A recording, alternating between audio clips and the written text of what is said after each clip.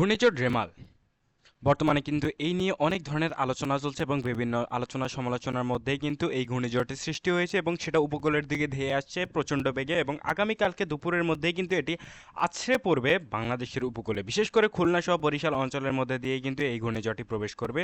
তো এই ঘূর্ণিঝড়টি কোন দিক দিয়ে প্রবেশ করবে তার চেয়ে বেশি ইম্পর্টেন্ট হচ্ছে এর যে মেঘলা অবস্থান এবং একই সাথে বৃষ্টিপাত এবং বাতাসের বেগ, এই তিনটে জিনিস কিন্তু আপনাকে ভয়াবহ রূপ মানে ভয়াবহ রূপ নেওয়ার জন্য যথেষ্ট একটি ঘূর্ণিঝড়ের, বিশেষ করে বৃষ্টিপাত এবং বজ্রবৃষ্টিপাত সাথে ঝড়ো বাতাস এবং মেঘের যে অবস্থান সেটি।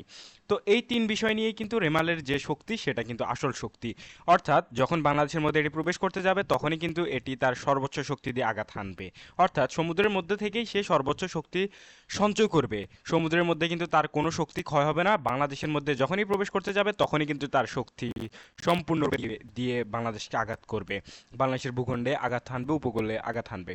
তো একই সাথে যদি কথা বলি তাহলে জানতে পারবেন যে ঘূর্ণিঝড় রেমাল কিন্তু খুবই আস্তে ধীরে এগোবে, অর্থাৎ ঘূর্ণিঝড় রেমালের গতিপথ হবে খুবই ধীর গতি, তবে এর তাণ্ডব চালাবে বেশি। অর্থাৎ ঘূর্ণিঝড় একটা নির্দিষ্ট এলাকায়, যেমন কি অন্যান্য ঘূর্ণিঝড়গুলো ঢাকা বা কলকাতা বা বাংলাদেশের বেশ কিছু এলাকা, যেমন যদি আমরা বলি সাধারণ উদাহরণ দিয়ে বোঝানোর চেষ্টা করি, তাহলে যদি একটি ঘূর্ণিঝড় স্বাভাবিকভাবে খুলনা দিয়ে প্রবেশ করে তাহলে খুলনা কিন্তু কয়েক ঘন্টার মধ্যে বা আধা ঘন্টা 40 মিনিটের মধ্যে কিন্তু খুলনাকে অতিক্রম করে চলে যাওয়ার কথা, তবে দেখা যাবে যে প্রায় 3 থেকে 4 ঘন্টা পর্যন্ত খুলনাতে অবস্থান করবে, তারপর আবার 4-5 ঘন্টা ঢাকাতে অবস্থান করবে।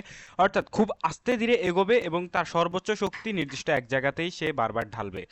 তো বুঝতেই পারছেন এর ভয়াবহ কতটুকু। তবে ঘূর্ণিঝড় রেমালের সাথে যেটা ইম্পর্টেন্ট সেটা হচ্ছে আপনার যে তাপমাত্রা, সরি, রয়েছে যে এর বেগ এবং সাথে হচ্ছে বৃষ্টিপাত, অর্থাৎ আপনি দেখতে পাবেন সর্বোচ্চ পরিমাণ বৃষ্টি হওয়ার সম্ভাবনার কথা জারি করা হচ্ছে আবহাওয়া অফিস থেকে বারবার, যে ঘূর্ণিঝড় রেমালের সাথে প্রচণ্ড পরিমাণে বৃষ্টিপাত হবে এবং এই বৃষ্টিপাতের মধ্যে সবচেয়ে বেশি লক্ষ্য করা যাবে বাংলাদেশের উত্তরাঞ্চলগুলোতে।